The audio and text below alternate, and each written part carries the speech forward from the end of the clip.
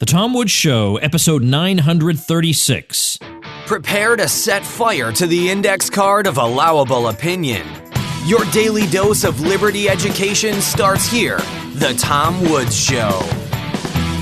Folks, everybody always thinks the current U.S. president must be the worst, but man, is there competition for that title. Check out our free course on the presidents and their crimes against liberty at freehistorycourse.com. Hey everybody, Tom Woods here. Eric Peters is back on the show. Eric is our great libertarian car expert. You can check him out at ericpetersautos.com or simply epautos.com. I have had, by the way, a number of people say to me, you know, I'm not interested in cars at all, and if I see the name Eric Peters, I like the guy, but I'm inclined not to listen because I just don't care about cars. But then, once in a while, I go ahead and I do listen, and I realize, wait a minute, I love this guy. This is great. And even though cars aren't my thing, liberty sure is, and smart, interesting people sure are. And man, this guy delivers on all counts. I could not agree more. I'm a big, big booster of Eric Peters, and I'm so glad that we've got a potpourri of topics to cover together once again. Eric, welcome back to the show. Thanks, Tom. Good to be here. All right. As always, you got some great, interesting stuff. Now, the most interesting piece that I saw recently over at epautos.com, which I remind people I donate to every month, so should you. It's absolutely unique. Nobody else is doing it. Eric is really knowledgeable, and he's a great libertarian, and he does this all for nothing.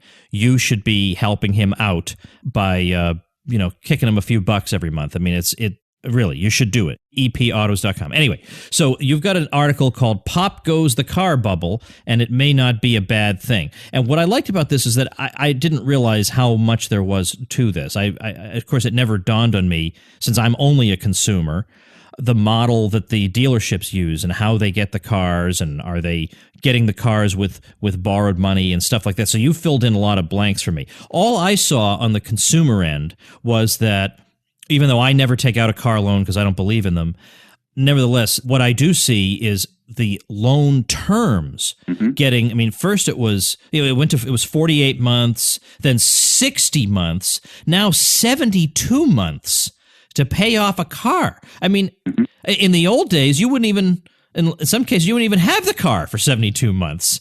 So what's going on there? Well, within living memory, the typical car loan was 3 to 4 years, not that long ago. And the reason that they're having to push the loans out to those incredible durations has to do with the fact that the price of the cars has gone up markedly. The average transaction price for a new car as of this year is, I think, about $34,000, which is something that most people can't afford when the payments are spread out over, say, 4 or 5 years. So they push it to 6 or 7 to make it appear more affordable. And this trend has got the industry very worried because cars are, after all, simply disposable appliances when all is said and done. They're not investments. You hear car salesmen talk about them as investments. Well, they're not. It's an appliance that you buy and you use it for a period of time and it wears out, and then essentially you dispose of it and you get a new one. And cars depreciate. So after a certain period of time, typically after about 4 or 5 years, the typical car has lost about 40 to 50% of its value. So you can sort of see where this is going. If the loan amount is spread out too far, you get to that point of being underwater, upside down. You owe more on the principal of your loan than the car is worth, and that's economically untenable. That kind of thing just can't go on. Okay, we'll get back to that in a minute. But tell me about what's going on the dealer's side of this. Well, the dealers, it's almost a shell game. Everybody wants to just move the product. The dealer will buy a vehicle from the manufacturer. Actually, buy isn't the correct word. He, just like you and I as consumers, takes out a loan to get the vehicles, the new vehicles from the manufacturer. Let's say I'm a Ford dealer. Well, I contract with Ford Motor Company to purchase X number of vehicles, and then they go on my lot, and I have that carrying cost every month until I sell the car. So I have that financial burden, so I have this very strong incentive to sell the car, to transfer that debt load onto you, the buyer, and who then is in hock to a lender. And you see how it just kind of moves on down the line. And it's getting to the point where lots of people are defaulting on these things because they can't afford it. It's like the housing bubble. They're writing loans to just about anybody. I actually know of two particular people who have absolutely no business buying a car, yet they managed to get approved for it. Because from the dealer's point of view, it goes down as a sale. From the manufacturer's point of view, it goes down as a sale. Hey, we moved a car. We're selling cars. Even though somewhere down the line, that loan gets defaulted on, it goes into repossession, the car gets resold on the secondary market as a used car, and you can see it just goes on down the line, very much like what happened with the housing market. And ultimately, somebody's going to get stuck with the bill, and that's the question, who's going to get stuck with the bill? Yeah. What's the answer to that question? Well, at some point, the margins now on new cars are razor thin. To even say that they're selling cars is almost an abusive language. They are virtually giving the cars away. And in some cases, they literally are giving the cars away. If you look at some of the lease deals, there's just simply no way that they are making any kind of money on this transaction. They're losing money on the transaction. The most egregious examples are the electric cars, of course, but it's also true of other cars. They want to just put that down as a sale on their books, and then once they've got their sale recorded and the bill has been offloaded onto somebody else, they're not too concerned about it. Now, it's a question of, will the banks then collapse? Will a lender, stick out his hand to the government so that the taxpayer bails them out? Probably. Ultimately, that's the final source for the money. Somebody ultimately is going to have to pay the bill for this. Why are the margins so razor thin? It's just because of competition or something else? Well, competition isn't really it. It's overcapacity. It's overlap. There's too many cars on the market. The market in this country is glutted. That's why you see most of the majors are investing heavily in overseas market, in particular China, where you have 1 billion people, and then potentially 3 or 4 times the potential market in the United States. It's saturated here. If you take any given segment of car, let's say subcompact economy cars, think how many individual models there are in that market and how similar they are. Whereas in the past, typically in a given segment, there might be 4, sometimes 5, and often fewer than that, of a given type of car in that segment. So the margins were a lot better. And then you add to that the fact that you've got both government mandates adding cost to the cars, and then you've got this debt-driven extravagance. People want all these gadgets and technology that are being put into cars, luxury amenities, that they really can't afford, but which they get loans for, which has ballooned the market to this disproportionate, just absolutely crazy state that we're in now, where people are routinely paying, $40,000 for a family car. And if you look at what the average family income in this country is, it's just obvious that can't go on. Yeah, I'm sorry. Now that you explain it, now I get it. That it's not necessarily there's so much competition. It's that they've got all these cars and they're practically begging people to buy them at this point because the demand for them is not there. The housing thing is very analogous. At the worst of it, they were issuing loans to literally anybody. They were doing cursory, if any, credit checks on people. They were not requiring any skin in the game. You didn't have to put down any money or any meaningful money to get this loan. They just wanted to make the transaction and then get it off their books. And then that got bundled. Remember that? They put it into these derivatives and shoved it off onto some other completely impossible to comprehend Wall Street instrument until the whole thing blew up.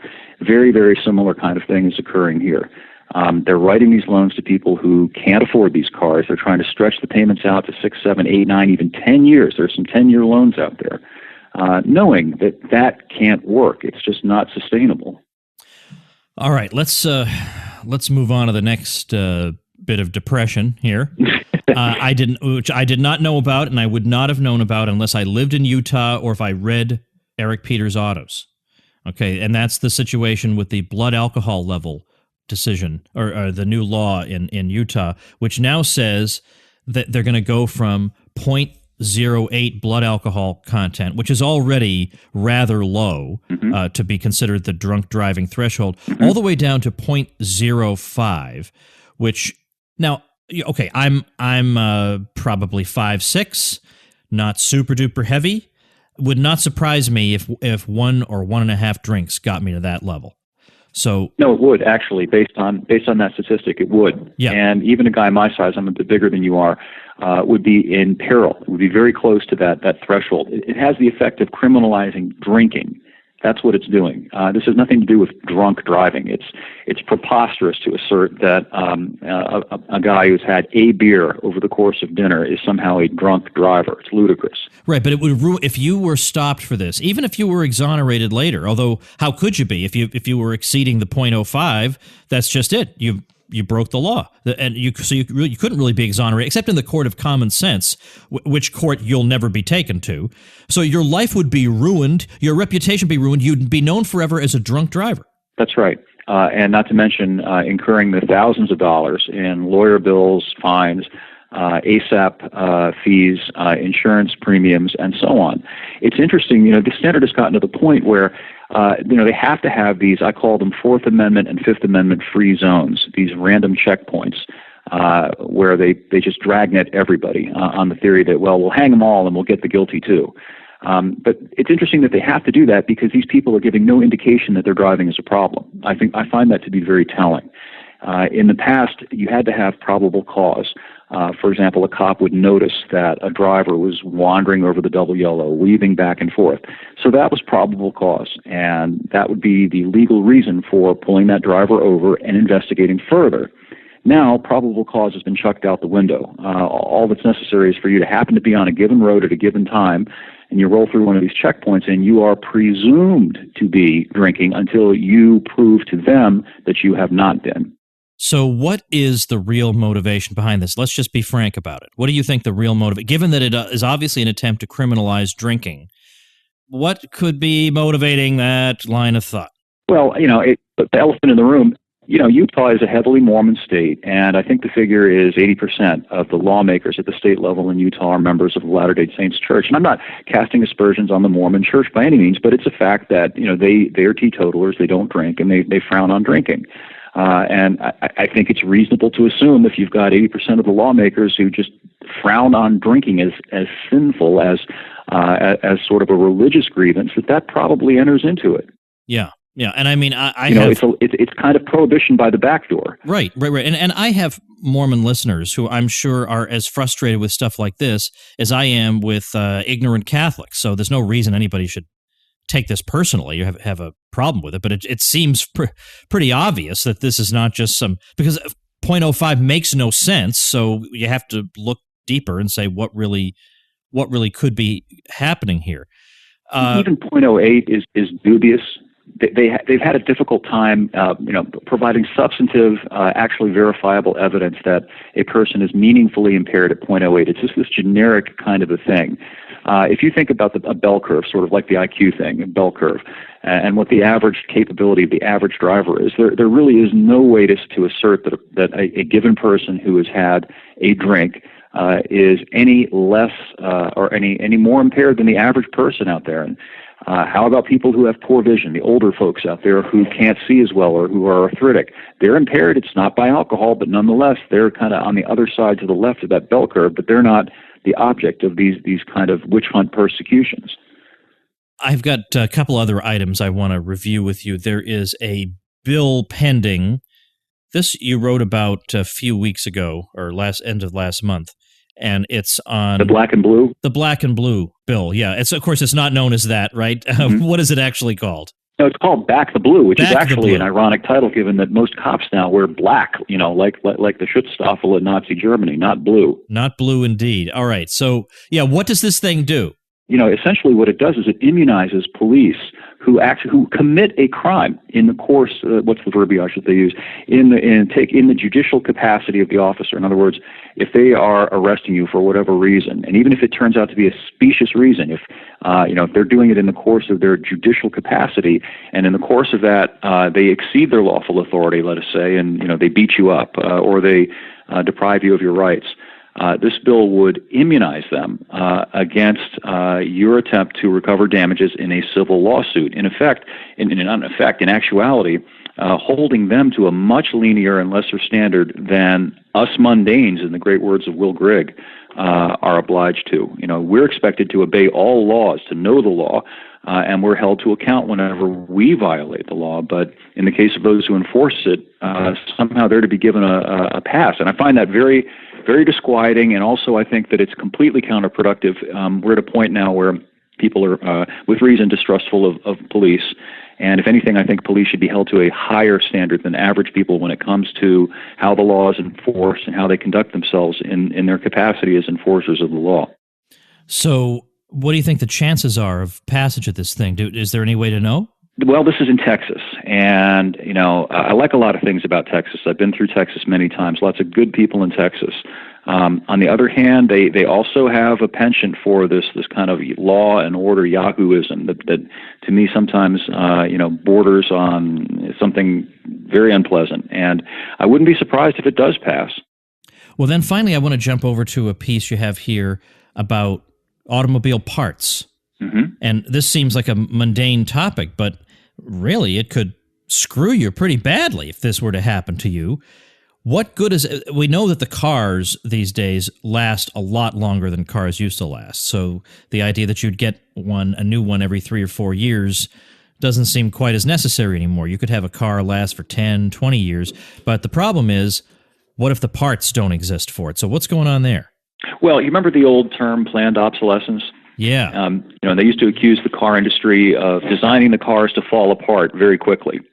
Well, now the car itself, in particular the engine, the drivetrain, all the major parts, as you just noted, will last an incredibly long time, usually with very minimal upkeep beyond routine maintenance, oil changes and filters and so on.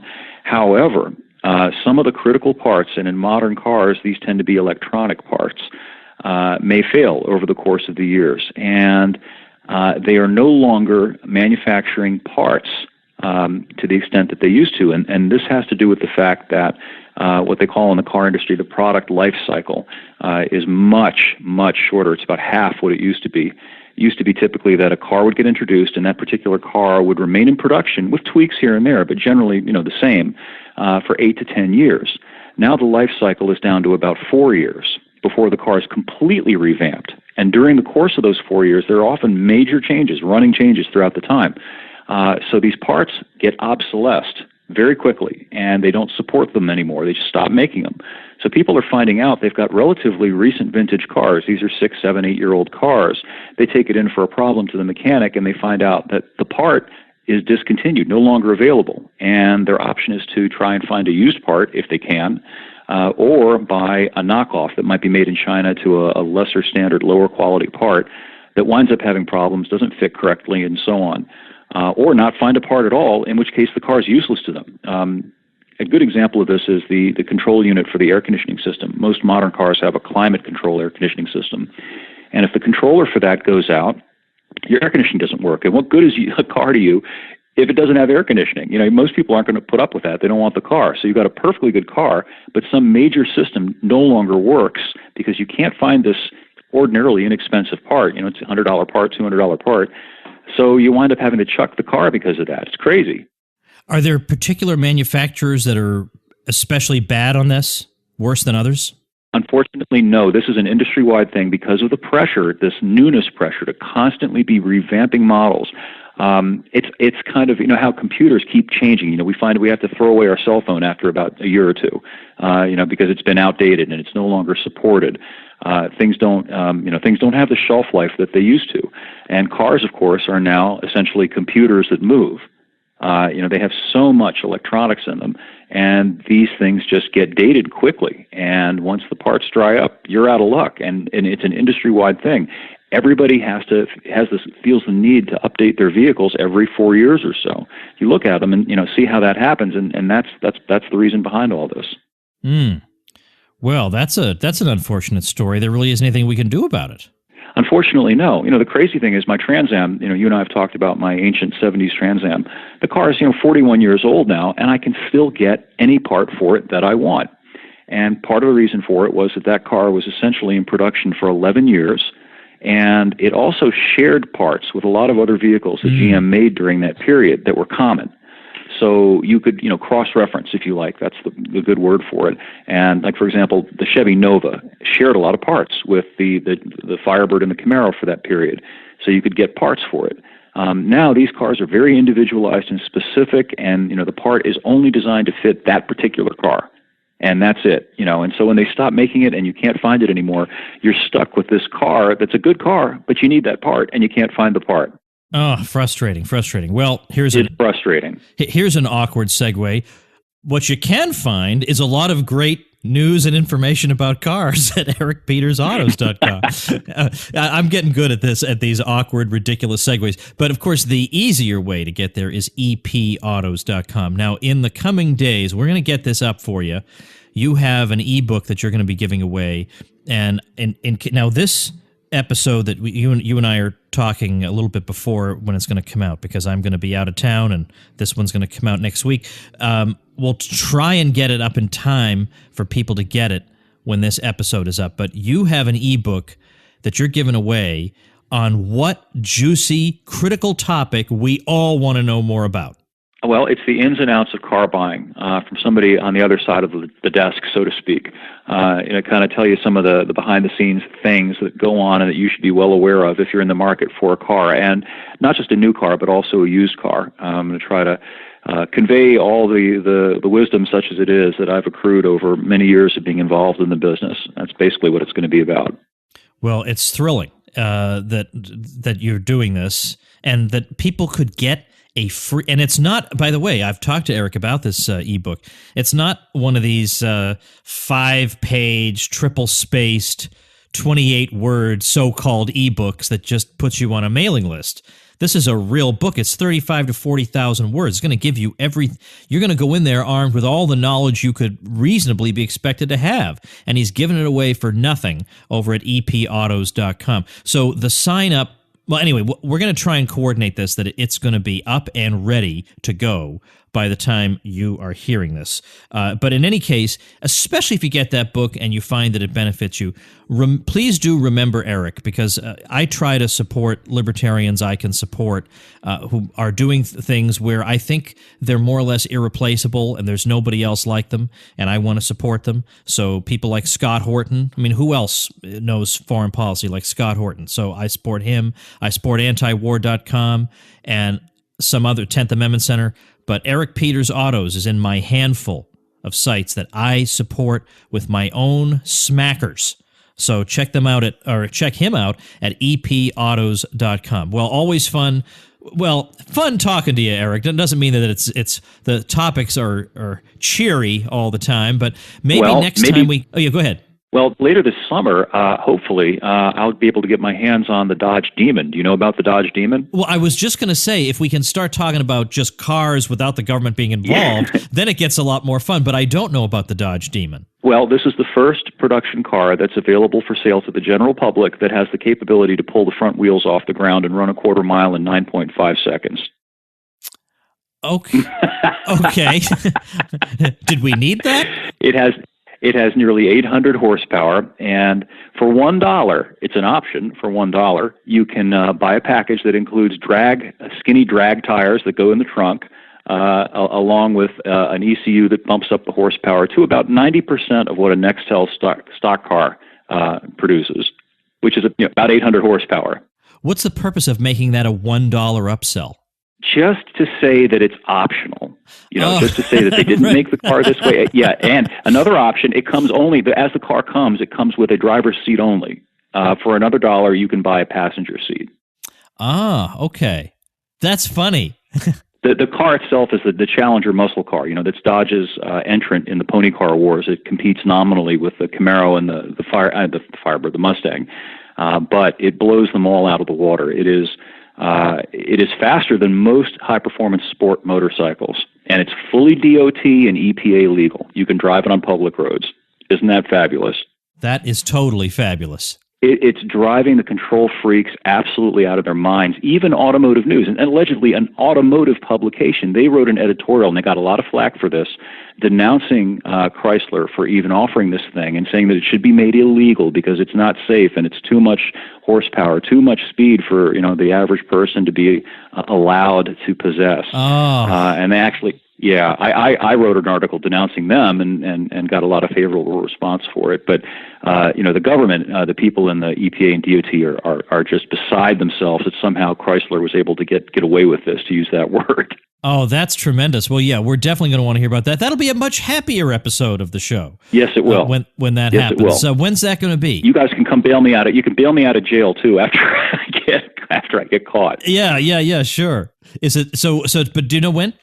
It's going to be later this summer. Okay. I'm not exactly sure when the car is going to get into my regional press fleet, when guys in my part of the country have access to them, but it should be sometime this summer. All right. Well, then that'll be the next time we have you on. That'll be great. You That got to sounds send me a good. photo of you in it. Oh, I will. Yeah. Smoky burnouts and everything. Oh, that's going to be fun. All right. Well, Eric, as always, appreciate it. And epautos.com is the website. Thanks so much. Thank you, Tom. Always enjoy it. All right. That is our show for today. Again, I urge you to check out epautos.com. What a great site, great content, a guy who's doing excellent work, and again, whom I hope you will support. Of course, I also hope you're going to come see me in Orlando, September 9th, 2017, for my 1000th episode live event. It costs nothing. It's free to get in. I've got special guests and an incredible MC, Eric July. I hope you will join me for that. You can register, which I do need you to do, even though it's free. I really do need you to register. You can do that very easily in just a few seconds over at tomwoods.com/Orlando. Absolutely free. You don't pay a thing. You just come and enjoy yourself and meet a lot of other libertarians. Surely you can get away for a weekend to a wonderful place, a ton of fun to be in Orlando, but especially at this event. So tomwoods.com/Orlando for the details and for the registration link, and I'll see you tomorrow. Become a smarter libertarian in just 30 minutes a day. Visit tomwoods.com to subscribe to the show for free, and we'll see you next time.